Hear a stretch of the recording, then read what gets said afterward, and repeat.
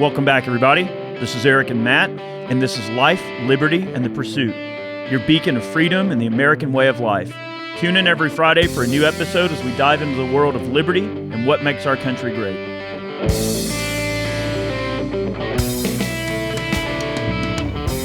All right, guys, welcome back. Eric and Matt here with LLP. We hope everyone has had a wonderful week, and thanks for joining back in for today's episode. We have a special guest today here on LLP. This is JC from Brass Bandicoot. Really cool guy, good friend of the channel here at Iraq Veteran. We've been on a lot of adventures together, done a lot of fun stuff, and he's got some awesome gun content on Instagram.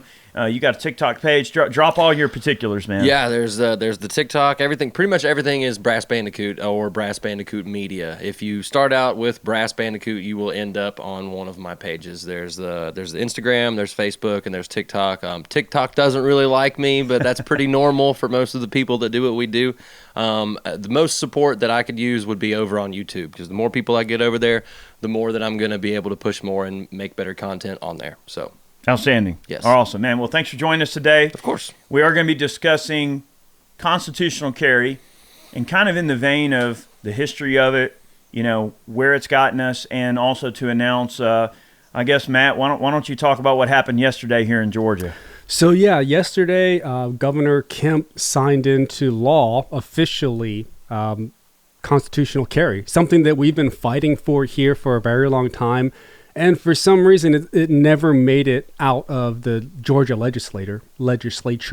But miraculously, during a election year, it somehow made it out. It passed, and quite honestly, Governor Kemp did say, and he used it as part of his political campaign. He said, "If it goes in front of my desk, I'll sign it." And to his credit, he stayed true to his word. He signed it, so we are now the 25th constitutional carry state. I was curious. I was wondering how many states. Yep, the 25th. I guess just cut it right down the middle. We're in the middle. It's a good number. I like that. And that says something because, back in the 80s, there was no, I think there was one, but it wasn't a thing. And I don't want to, take two steps back as far as gun control goes, but as much as the community says that, as much as, the gun community says, oh, we're getting our rights taken away, we do see that more on the NFA level and whatnot. But as far as your common laws, I think we've made leaps and bounds over where we were 10 or 20 years ago. Think about it. 50% of America is now a constitutional carry state, has constitutional carry. Yeah. That's a huge amount compared to, not that long ago, right? So maybe we can kind of go back to the beginning and talk about, who was the first state to have constitutional carry? I mean, let's go back to the beginning. I mean, I actually did not know the first state to adopt constitutional carry until I did some research. Now, I know this is going to be a cliche thing to say, but I looked up a Wikipedia article, and it goes into some detail here. And I apologize about my phone going off. I didn't have Do Not Disturb on. That's okay. We'll give me a mulligan. How many years have I been cutting YouTube videos and not had my phone go off? Probably mistake. Like, 1600 videos? Yeah. Mulligan okay. allowed. I'm glad you said something because I just went bloop. Vermont was the first state to have constitutional carry. That's pretty interesting. Of all of the states, a northern one. Yeah. So in 2008, we had DC versus Heller, which, to paraphrase, super, basic, okay, is that the right to keep and bear arms is an individual right. And that's what DC versus Heller sort of reinforced, right? Now, of course, because of some of Scalia's,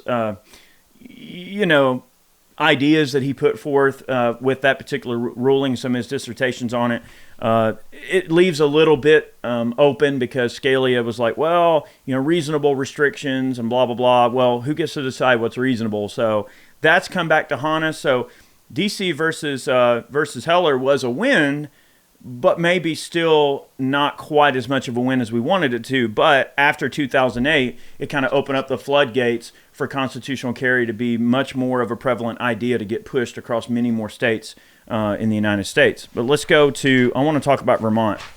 because this is odd. Okay, so my aunt lives in Vermont, and so they actually have a quick shout out to my aunt's business at Shelbourne Sugar Works. There we go. Let's do it. Look. So they do this bougie ice cream, right, up at Shelbourne Sugar Works. This is my aunt's company up in Vermont, and these, cool ladies will show up every day to buy this maple syrup ice cream that she makes, and it's super, super bougie.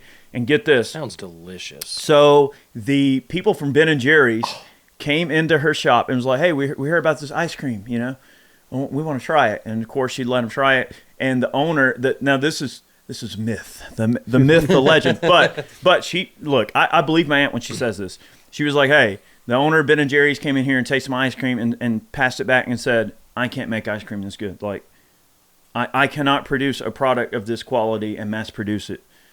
Mass production is an issue in that case. Yeah, and I think that was very, honest of him to say that, because he could have tried to reproduce that. But to be very honest and say sometimes small batch just is better. You can't replicate that in mass. The point is, whenever I talk to my aunt, I talk about like the kind of people around. Like, well, what's the gun culture like up there in Vermont, And she's like, it's kind of weird. Like, you've got your hunters and your fishermen and your people that carry guns all the time that are more into hunting. But there's like this kind of weird counterculture, almost like this kind of, like, the best way to describe the politics of Vermont is like they're all kind of like libertarian hippies / liberals / like there's a lot of Democrats in Vermont, but most of them they kind of like, I don't know, they're just like a different breed of people. Like they're almost kind of libertarian, like hippie like. But it's just weird to think that of all the states that would have constitutional carry, Vermont, oddly enough, was first, which it's just kind of surprised me when I found the information out. Somewhat, yeah, like I said, especially with it being a northern state, that's a little surprising. You would expect it to be a southern state for sure. Yeah. No. And matter of fact, the southern states were probably one of the last ones to get it. It is an interesting concept. Well, it's the Bible Belt. That's yeah. Something about not selling beer and liquor on Sundays, and look how much trouble they're having in Florida getting constitutional carry passed. You would think like Florida is like this bastion of freedom, right? Like why, especially in people's mind, in the public eye.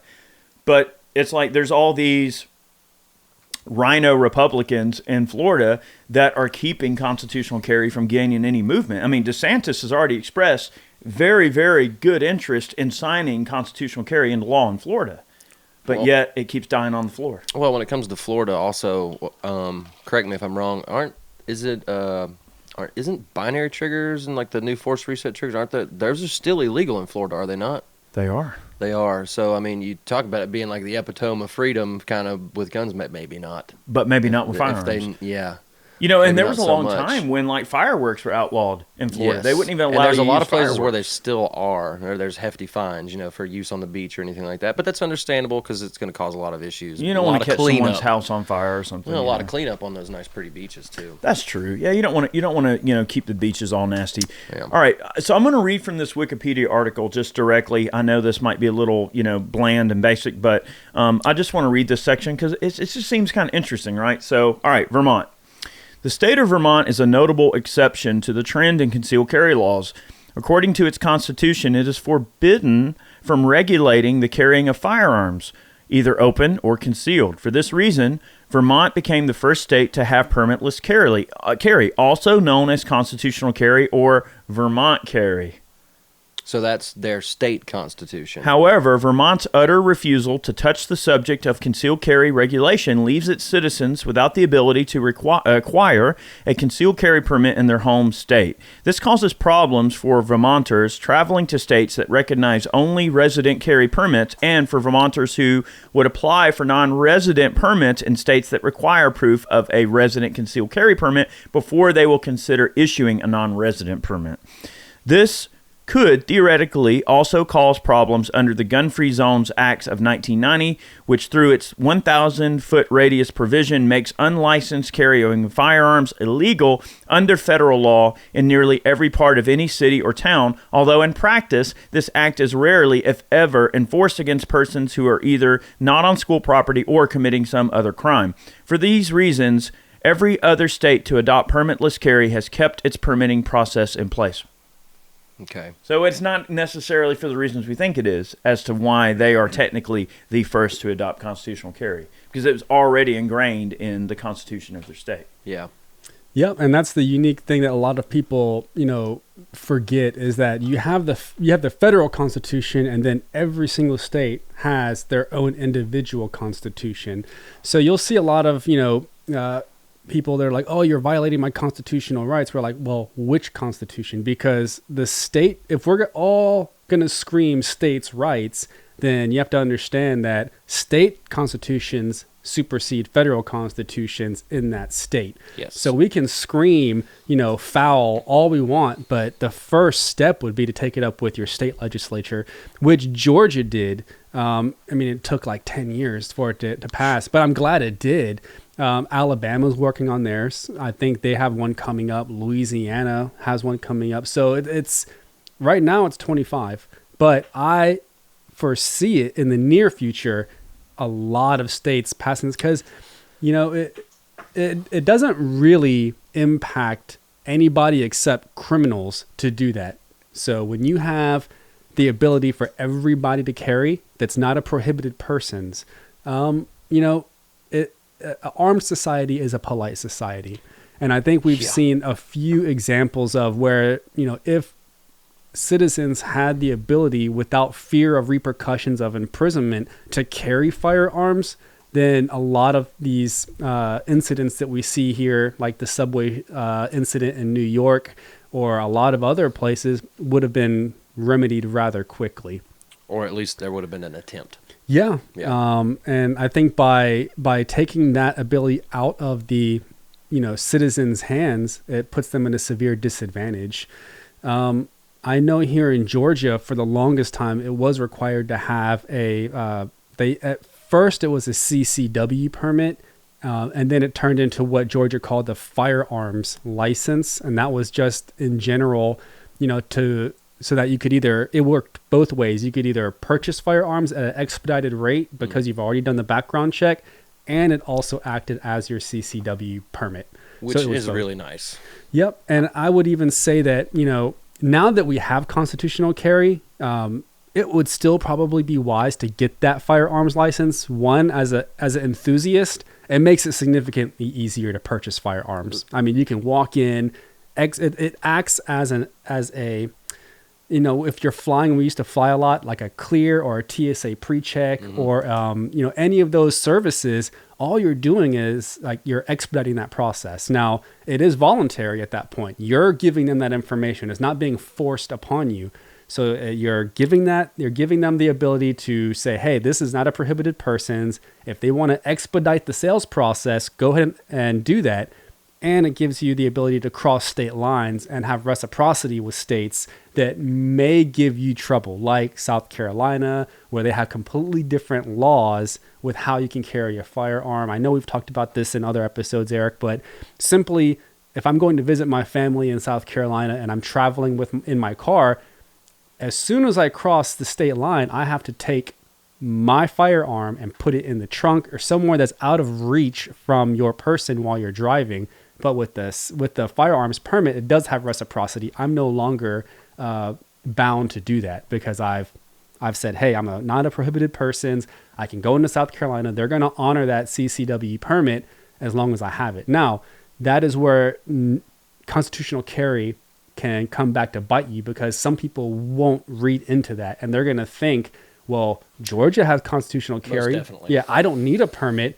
And you go into... You still should. Yeah, you go into Alabama or South Carolina and you get hemmed up by the police. And we've all heard the stories about people that live in New Jersey going into New York and they get federal prison. Yeah, they get federal prison time just for crossing the bridge. And that's something that, shouldn't happen. But it's unfortunate that in order to keep that from happening, you have to apply for a permit. But hopefully we can change that or make it a little bit less of a hassle in order to do that. I would say personally, for me, as long as it's easier to walk in, because even on my way down here today, I stopped at a local shop and walked in, and I picked up another. It was a lower receiver, but that technically constitutes as a firearm. Yeah. So I had to go through that whole paperwork process again. But because of having that card, because of having my concealed carry, I was able to walk out today after 15, 20 minutes of a short paperwork. Whereas I would have had to come back, spend all that time. I would have had to come back tomorrow or a couple days later or whatever. And not to mention, you're talking about traveling. One of the things I thought about is that anytime I'm kind of bad about speeding a little bit, so I tend to get pulled over a good bit. But anytime I get pulled over, what I do is when I'm handing my information over to the officer, I have my concealed carry permit on top of my ID through the window, and I usually have my gun unloaded in the seat next to me. That way I offer to him if he wants to secure it for the fire or for the stop. That way everybody feels a little bit safer. Usually they don't care. They just tell me to leave it there and they take my information, but it presents like a level of respect going on ahead and, disclosing that information off the rip. So for me personally, they're going to have to make a whole lot of steps for me not to want to still have that license because of the benefits that it offers, in my opinion. And, what you said makes sense. And, all of us here know there's going to be outliers. And I just want to address it, that they would say, well, you shouldn't have to do that. No, you shouldn't. You shouldn't have to. You shouldn't. But you also open yourself up to that when you speed. When you break the law and you get caught, you're already saying, all right, well, I broke the law. I should just go ahead and expedite this stop, because you can be anybody can be standoffish with the cop. All you're doing is they're going to go and they're going to take up as much as your time as possible. 9 times out of 10, that level of self-respect that I give them gets me out of said small ticket that I would have got. And they tell me that. So, well, imagine a person who's ever been put in a position of authority. And and we can trickle down and water down authority all the way to the checkout clerk at the grocery store. A Wendy's manager. There are people that that get put in little bits of positions of power, and sometimes it's like they're looking for any little opportunity they can find to exercise that power and to not give you what you want and deny you the will that you want. Yeah, I kind of find that, like, in life, you catch more flies with sugar than you know what. Yeah. I'm not going to say the word, but I think we can all fill in the blanks there. But that's true, right? Like, sometimes it's better to just treat people the way you want to be treated, and then they'll reciprocate that same treatment to you, usually. Now, it's not always the case, but all right. So I want to read one more thing here from this Wikipedia article. Look, I know Wikipedia can be a little cold and direct, but I think it's important to mention this, and this is just something interesting. This is interesting facts here we're going to interject. All right, so this section here, Reconstruction and discrimination. During Reconstruction, several states, especially southern states, passed laws banning concealed carry. I know where you're All right, going here with we this. are, the 25th state to adopt constitutional carry. And you ask yourself, why? Well, let's look at the history of carry in these states. These laws were often aimed at disarming African Americans, and though they did not explicitly say so, because of the 14th Amendment, were not to be enforced against whites.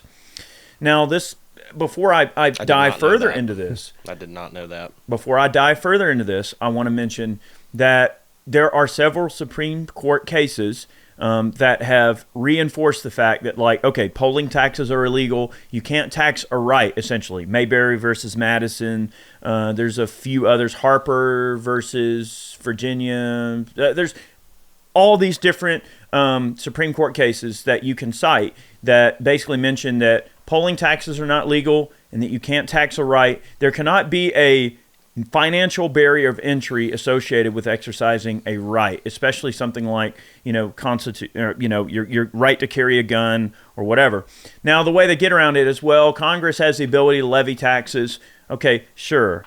But it's a little tricky when you start applying a fee to exercise a right because you are attempting to disenfranchise groups of people who may not have the extra $35, or in some cases in the big cities, a concealed carry permit can cost up to $75. $75 now, when you're paying $5 a gallon for gas, and you know what I mean, and you've got to pay some exuberant amount of money for certain counties in Georgia have very high permit application fees prior to I thought they were constitutional all carry. like 75, 80 now. Right. But prior to constitutional carry becoming law of the land, the point is, though, I mean, yeah, $75-$80 is a lot of money when gas is $5 a gallon, and the price of everything. We're suffering under 8.5% inflation, especially so that's a hard thing to swallow. All right, let's get back to let's see. So Rivers H. Buford, Associate Justice of the Florida Supreme Court. Why is Florida involved? Oh, we'll see what Florida says. Said that the Florida law banning concealed carry, quote, the original act of 1893 was passed for the purposes of disarming the Negro laborers and to give the white citizen in sparsely settled areas a better feeling of security. The statute was never intended to be applied to the white population and in practice has never been so applied. It is a safe guess to assume that more than 80% of the white men living in the rural sections of Florida have violated this statute. It is also a safe guess to say that not more than 5% of the men in Florida who own pistols and repeating rifles have never applied to the Board of County Commissioners for a permit to have the same in their possession, and there has never been, within my knowledge, any effort to enforce the provisions of this statute as to white people, because it has been generally conceded to be a contravention to the Constitution and non-enforceable if contested. End quote. Yeah. All gun control is racist. In fact, Florida was not the only such state to ban the carriage of arms by blacks, nor was it the most explicit. The 1834 Tennessee Constitution, the 1836 Arkansas Constitution, as well as the 1838 Florida Constitution stated that the free white man of this state shall have a right to keep and bear arms for their common defense. So, I mean, we've all said that. We've all said that changed since then. Isn't that terrible? Yeah. To think that gun control was rooted in racism, all of it. From the beginning of gun control ever being conceptualized, it has been rooted in racism. That's just fact. It's terrible. Yep. I would agree with that, and it's evident because it's predominant in the southern states, which it is been shown by evidence that the southern states were more racist than the northern states as per the Civil War. Yeah. So, yeah, I mean, that's trip down memory lane. The truth hurts, and we have to know where constitutional carry is going, to know what it means to us now to have constitutional carry passed. We must understand the very, very deliberate implications that affect how we view the carrying of firearms in our society and the racist background of gun laws, which is quite clear in Rivers Buford's statements on the Florida Supreme Court.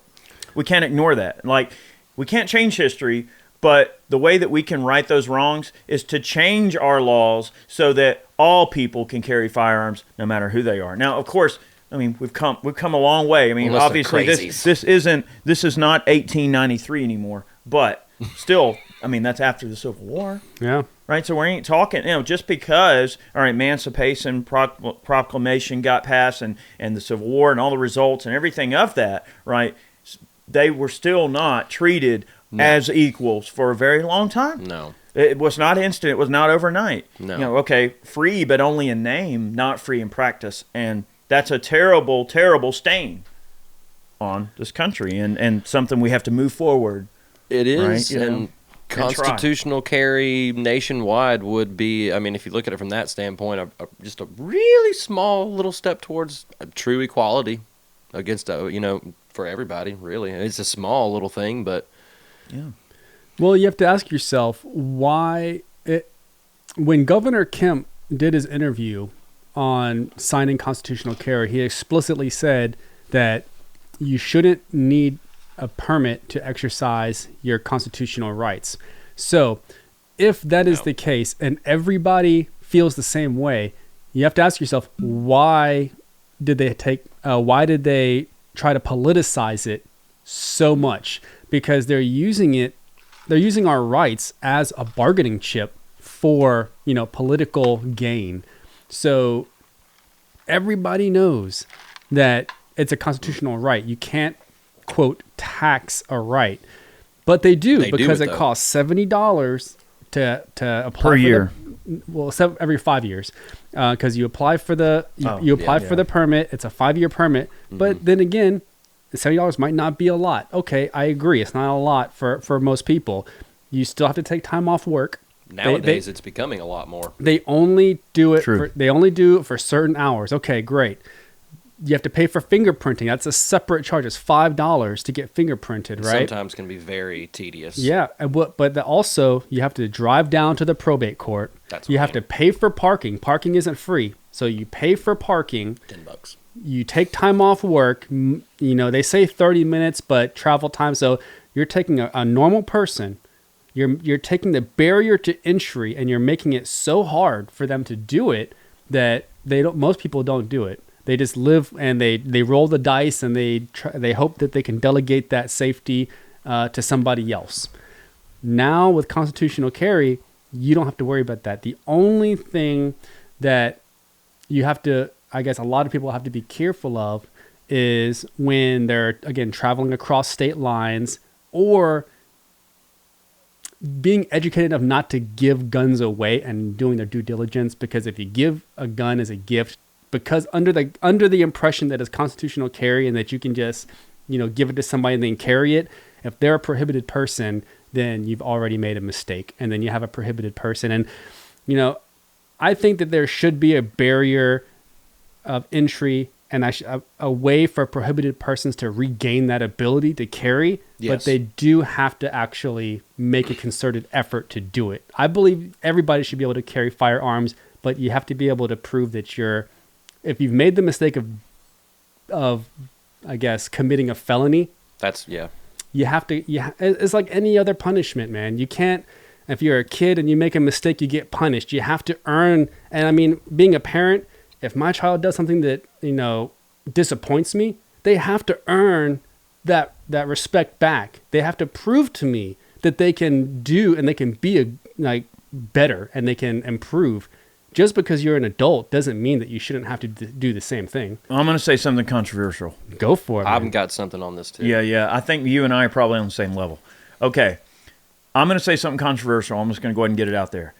I have some varying opinions about this whole kerfuffle that might not agree with other people, but here's the thing. I feel like if you're a felon and you're released from prison and you're out free in society and you have repaid your debt to society, whether it's some prison sentence or whatever you've done, or they hard labor or whatever the heck you had to do, but you were incarcerated and you had to give up a certain amount of your time on this earth in payment of paying off essentially to society that felony, then when you get out of prison, your rights should be restored, or at least in a way that they can be restored through some process, whether it's a expungement of your record, or maybe after a certain amount of time, if you haven't done anything wrong, you've been clean, bam, okay, fine, we're going to give you your rights back and you can go get a carry permit, whatever, right? And there actually is such a thing, right? So I want to make sure people understand this. I know someone who did when you fill out a 4473, there's a section on there that says, do you have a UPIN or a unique identifying number, or they call it a UPIN. Mm-hmm. And basically what that UPIN is a number that they assign you when, let's say, your record might show, okay, when they run the background check, yes, you were a felon or whatever, and you might pop in the NICS system, but they give you that control number, like say that later on you got your rights restored, you got your record expunged, and it's a very lengthy and expensive process. You got to hire a lawyer and all this stuff, but there are ways to get your record expunged and to get your rights back. So if you are someone who's had their rights restored, you have a unique identification number that goes on that 4473 to let them know, hey, yes, I popped in the background check system, but because I have this number, that lets them know, okay, it's been expunged, and that's a control number so that they know that you've gotten your rights restored. So there is a process. I just wish the process was easier, cheaper, and was available to more people, because there's a lot of people that, yes, by technicality, the crime they committed is a felony, but it doesn't mean that they're a dangerous or terrible person. It just, like, for instance, a great example are drug charges, where, someone got caught with a whole bag of weed or something, and all of a sudden, because of this amount, you're a felon. Are you really that dangerous, right? Like, so there's certain instances where it's a nonviolent crime, but of course, that person, it just got wrapped up in a bad situation and got caught or whatever. It doesn't make them a terrible person, doesn't make them evil or violent. So what? Their Second Amendment rights are forfeit just because of some little misunderstanding? Especially, I know I'm going to catch flack for this too, but I don't care. Especially when stuff like marijuana or things like that shouldn't even be on Schedule 1 anyway. Shouldn't be unlawful anyway to begin with. You're ruining these people's lives over a plant. It's just dumb. I do agree with that. But with that, however, there is a certain level of heinousness that does take place.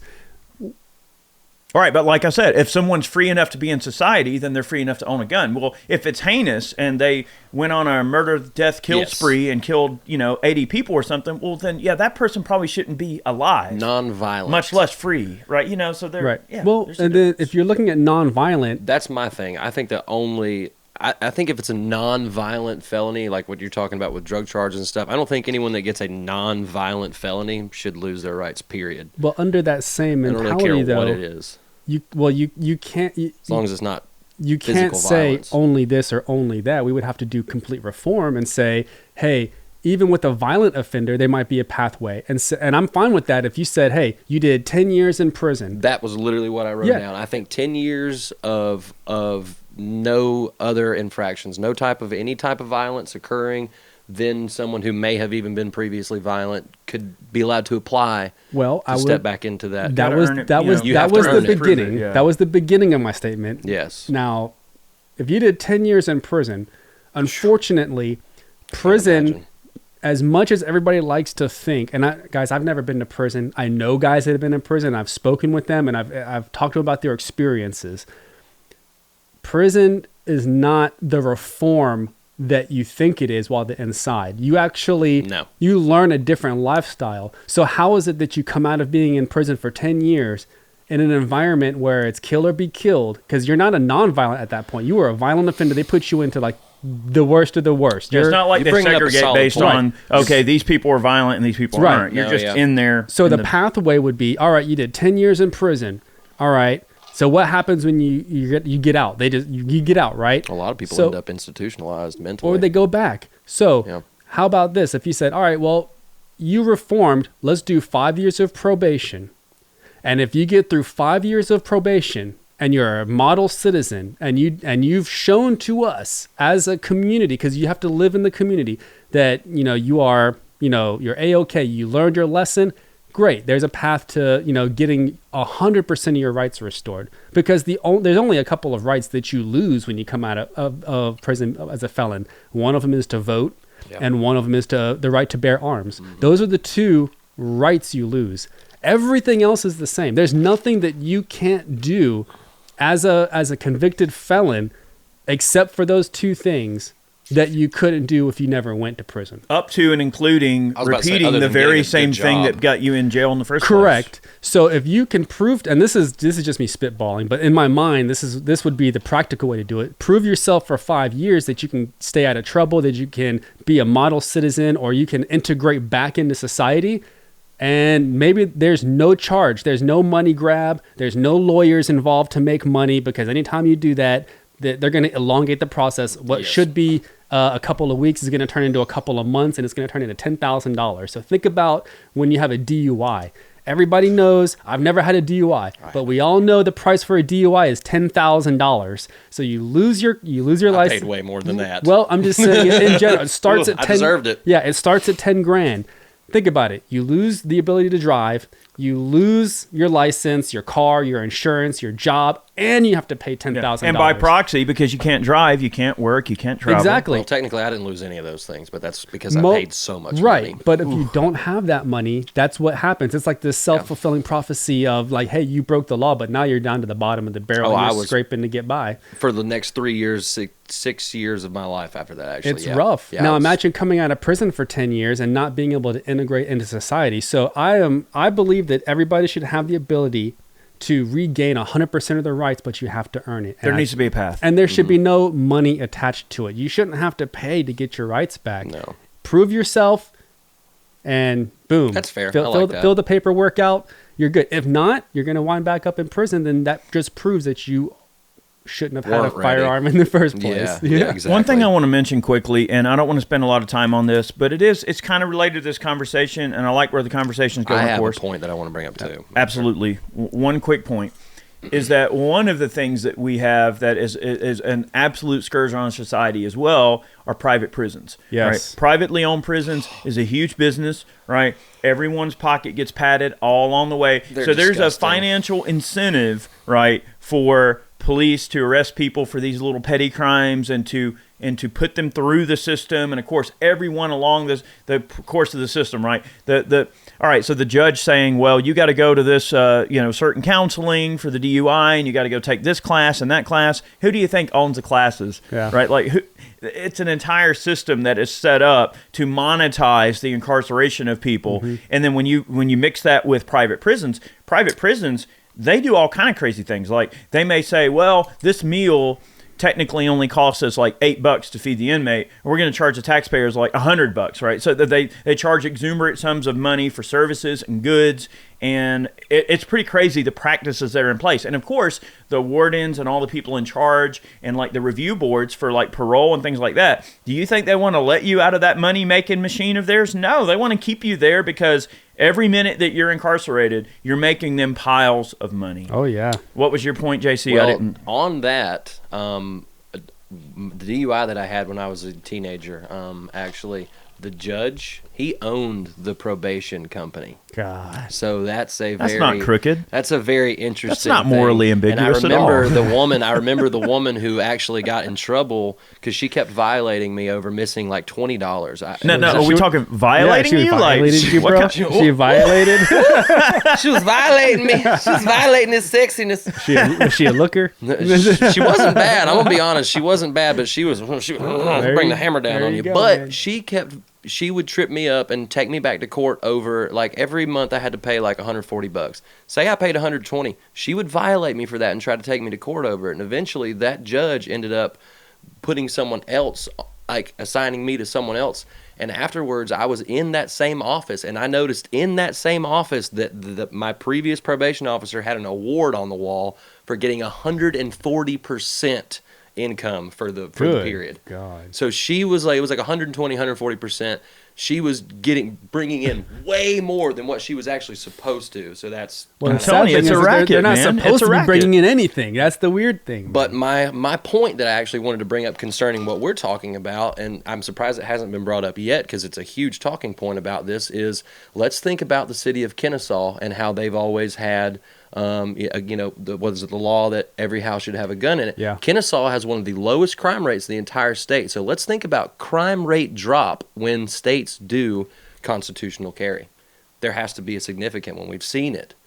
Yep. Yeah, I Those agree. would be some very interesting numbers to pull up. We should have prior to doing this, but that's something the whole time we've been talking, I've been very surprised that neither one of you have brought that up. Kennesaw is an interesting point. It It is, and it's a very It's good not talking enforced. point to this. It's not. It's Yeah. not. No, it's not.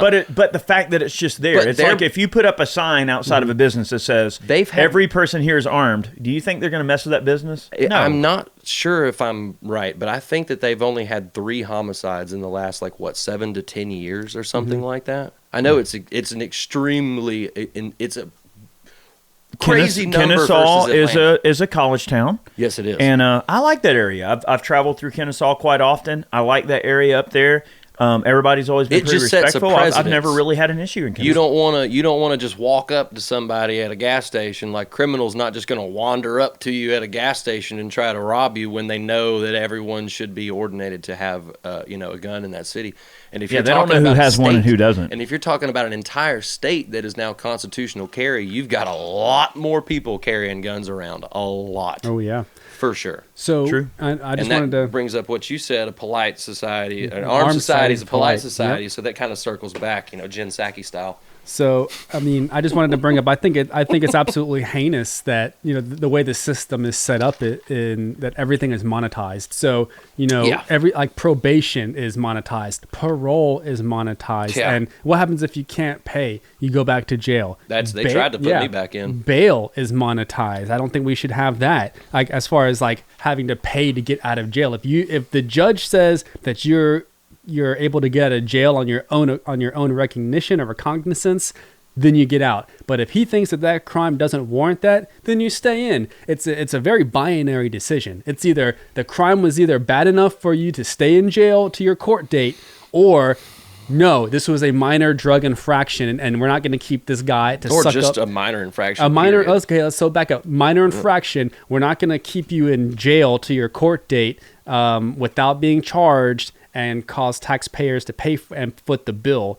On top of that, you have the whole installed breathalyzer thing. So like, all right, let's just say you did, and now you pay $10,000 for a DUI, and now you have to install a little breathalyzer thing on your car. Which you can just get your kid to blow in. Yeah, you can. You know? I've heard stories. I've got friends who have told me stories of them doing that for their dad. I've been, you know, as bad as it sounds, I've left bars and I've had like people wave you down in the parking lot, and they're like, they're like, hey man, can you come and blow this thing to make sure the car starts? I'm like, no, bro, I'm not gonna do that. Okay, so well, hold on. Before you do that, I also wanted to talk about the private jails. Okay. With Kamala Harris, which was so infamous and brushed under the rug. I think I know where we're going. That was probably Let's go there. that was probably one of the most prolific instances that got swept under the rug, because it was very open about putting people in specific prisons, and then like, I guess in the Army, we called it stop loss, where you're over in Iraq and they're like, hey, it's time to go home. Just kidding. You're getting stop loss because, we don't have enough people. So we're going to hold you here for.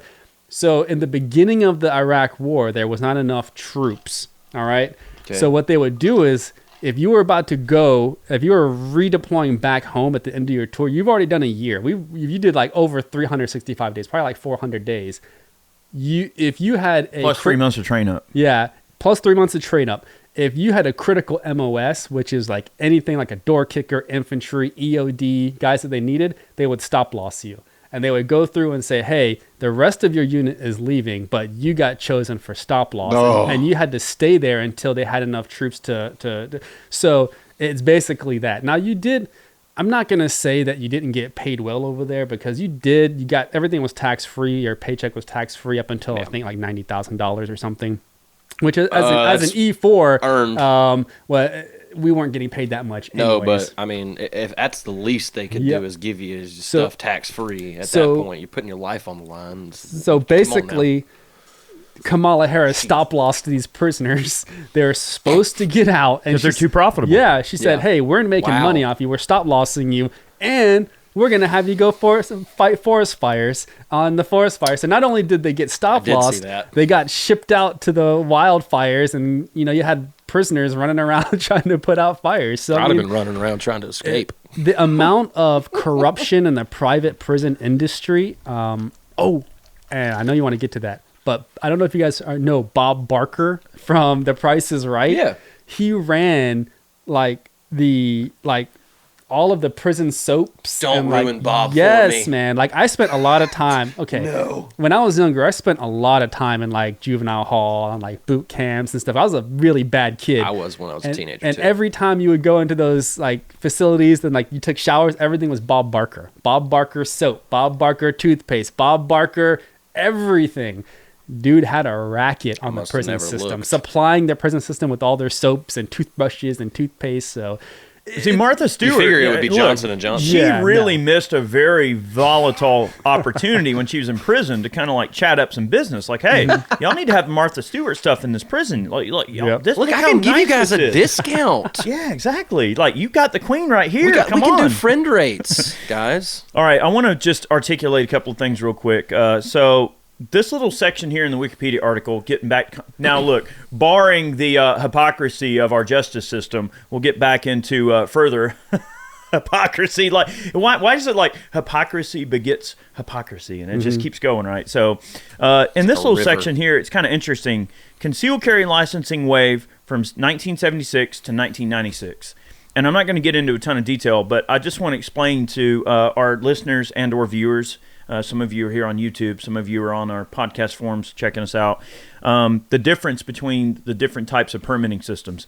Now, I'm not going to go into a lot of detail, but starting around 87 and on up through the 90s, many states would have a shall issue permitting system versus a may issue permitting system or a no issue permitting system, right? And if you want to reference the article, I'll put that in the description box below on this video. I'm not going to try to tell you every little instance, but real quick, no issue means they're not going to issue a carry permit. No issue. Now, as far as I know, other than maybe like the upstate or the state of New York, like the city of New York, like certain areas and municipalities, there's not many places that are like no issue anymore in terms of permits. I think Washington, D.C. is like may that. issue means, all right, well, may issue means that they can deny the permit for a variety of different reasons. It might be because you failed to pass some form of background check, or because you don't want to get some type of training. Some of them require training. Yep, so that's where the may issue comes in. Shall issue means as long as you pass the background check, pay the money, you're going to get the license as long as you're not a prohibited person. So just to clarify, that's what those three terms mean. And those terms are not constitutional carry. Those are permitted carry that requires a financial barrier or a class or otherwise the state having the ability to say, screw you, we don't want to give you a carry permit. So we've come a long way from those days. I mean, that's from 76 to 96. And again, in 2008, obviously DC versus Heller was a big deal, right? That really did start this wave of constitutional carry. And I think we have Dick Heller to thank for that. And I know Dick Heller. He's a really great guy. He's one of the coolest dudes to hang out with and drink bourbon. He is such a nice guy. And you would never think... Bourbon. Yeah, have a sip on for Dick Heller. Yeah, let's have a sip for Dick Heller. To Dick. To Dick. My middle name's Dick. Mm-hmm. It's Richard, so look it up in the dictionary. He's such a cool dude. In the dictionary. Yeah, he's such a nice guy. And every time I've had conversations with him, he is just such a level-headed guy. And you know what? Man, it's an important Supreme Court case. I mean, think about how few instances we've had the Supreme Court actually want to hear something 2A related. When you compare the amount of 2A cases in the Supreme Court to the amount of First Amendment cases that have been heard, there have been numerous First Amendment cases that have become case law after going through the Supreme Court. Yep. So many that you can't even name them all. There's so many. You'd have to look through a giant spreadsheet. But the 2A, it's like it's a very... I almost feel like the Supreme Court views the Second Amendment in such a politically divisive way that they're almost afraid to touch it. Like, because if they act in a way that doesn't make the majority of gun owners happy, now they're going to have the whole torches and pitchforks thing going on. Trying to stay neutral. But if they say, well, we can't read the Constitution and legitimately say that, hey, this particular idea, like the state of New York, pistol license ban and all that type of stuff that's still going through the courts at this very moment, if they go the way that their heart really tells them to and what they're reading in the Second Amendment, and it's very clear constitutional language, well, then they're going to make a lot of lawmakers angry who obviously do not want the citizens to have the right to bear arms, and that will, both Democrat and Republican, will go out of their way to try to put barriers in place, even if it's nothing more than just lame duck lawmaking. And like, oh, well, we're going to claim that we're all against each other, but really at the end of the day, we're just going to make sure that every anti or pro-gun bill, especially pro-gun bills, wind up in a stalemate. Well, I believe what it comes down to that happens a lot. It does. I think a lot of it is revolves around monetary funds, and Louisiana is a great example of that. Everything does. Well, permits in general, because the Louisiana, they're trying to get constitutional carry in Louisiana. The Sheriff's Association came out and blatantly said, we're going to lose too much revenue by putting through constitutional carry. They're so concerned about the monetary aspect of the permitting process that, they're willing to bargain and throw away people's rights in order to make money. What they're failing to realize is that people are still going to get permits because people still travel and people still want the ability to purchase firearms at an expedited rate. They're not losing any money. Matter of fact, they'll probably make more money because when you have more gun owners, more of them are going to get permits. So instead of it being a barrier to entry, Agreed. They're going to say, well, now that I have a firearm, I need to go visit Shelley in Georgia, which is, 1 or 2 states away. but I need my permit. So I'm just going to go ahead and get that. I'm going to go ahead and file for that permit. And when it comes in, it comes in. It's no longer this, I can't carry my weapon until I get my permit. Now it's, I'm going to buy my gun. I didn't think about that. And then I'm going to go ahead and put my permit in. And when it comes, it comes. It's no problem. And then when it does come in, they can go travel and not worry about having to be arrested by crossing state lines and all that good stuff. So I really think that these government organizations are selling themselves short by doing it. They're looking at it like right now we have the power to collect money, and they're losing a lot of revenue. I think that's just the business side of me. Point. No, I like that. I like that a lot. You know? I think people are going to vote with their feet and do what they want. I mean, like, there's going to be people that won't get it because they never had it to begin with and was carrying a gun all along. Right. And then people that fit that mantra that you're talking about a little bit more. For sure. Excellent. Well, I mean, I know people personally, especially women, that it's stopped because of the process of getting, going through to get the concealed carry and everything. And it's like, I feel like most women should just inherently have a firearm on them at all times anyways. Of course. But I do know, I feel like now that I'm really starting to think about it, there's definitely a lot of people that I've known throughout the years that the whole process itself has actually stopped them, and to this day they are still not gun owners. Yeah, I think you're going to wind up having a lot more people that get into firearms and carry firearms as by virtue of the process being literally just all you have to do is be in possession of a firearm and not be a prohibited person, which is not a very difficult thing. I mean, so I really think that constitutional carry is a very crucial first step. There's a lot of different ideas out there, and there's one area in here that I would like to discuss real quickly and just paraphrase because I know we're kind of getting close on time, but it is related. And it's a section in this Wikipedia article called Unsettled Issues. And I didn't know if y'all knew this or not, so I just want to share this because a few of these kind of caught me off guard, and I want to see if it catches y'all off guard. Okay. All right. Despite all states being either constitutional carry, shall issue, or may issue, or in the case of Vermont, unrestricted and no issue, some areas of the United States continue to be no issue in practice. Hawaii, forgot about Hawaii. Hawaii, which issues a concealed carry permit that must be renewed every year, granted 0 permits in 2016 and 2017, and in fact has granted only 4 permits since 1997. Hawaii's concealed carry permits are only valid in the county of issue. So even with a permit, one could only carry in one's home county. I will never live in Hawaii. In California and Rhode Island, one must apply to one's local police agency. This one's interesting. While some agencies are fairly liberal and issue permits to anyone without a criminal record, some of these are notoriously strict and deny most applications. Maryland, Massachusetts, I can't say that. How do you say Massachusetts? I like to say it a way that I can't say on here. I can't say that. Oh, well, I know the one. I cannot say that word. Say it again. Massachusetts. Massachusetts. I can't say it.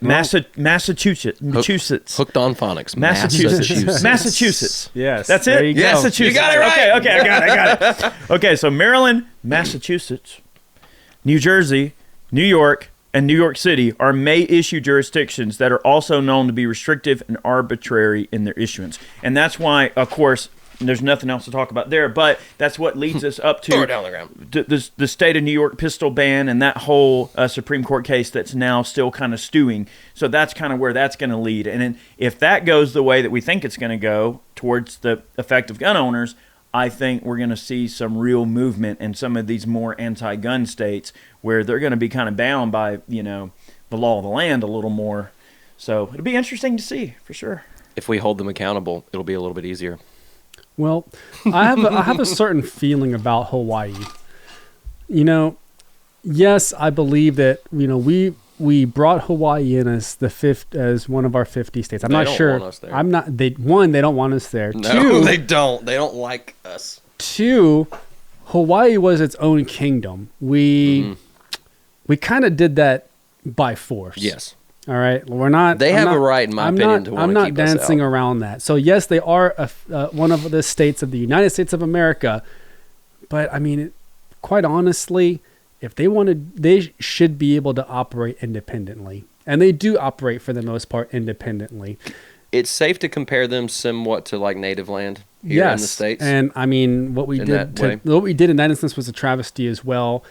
And, everybody's screaming to like, oh, we should bring Puerto Rico in as the 51st state. No, I think we're good where we're at. I like 50. It's a nice round number. Yeah.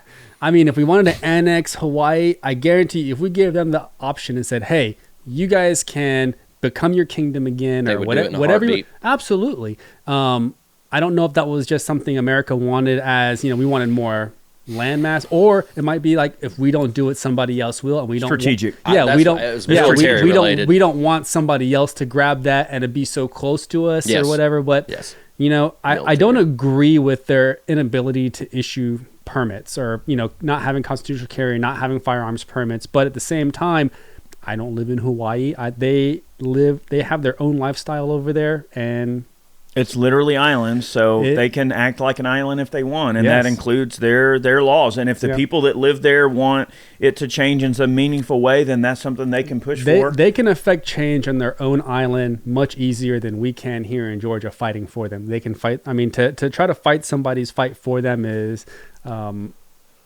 doing them a disservice. They have to want it, I guess. Exactly. They have to want it. They have to want to do it themselves. And, quite honestly, I know Tulsi is representative of Hawaii, and that's where she's from.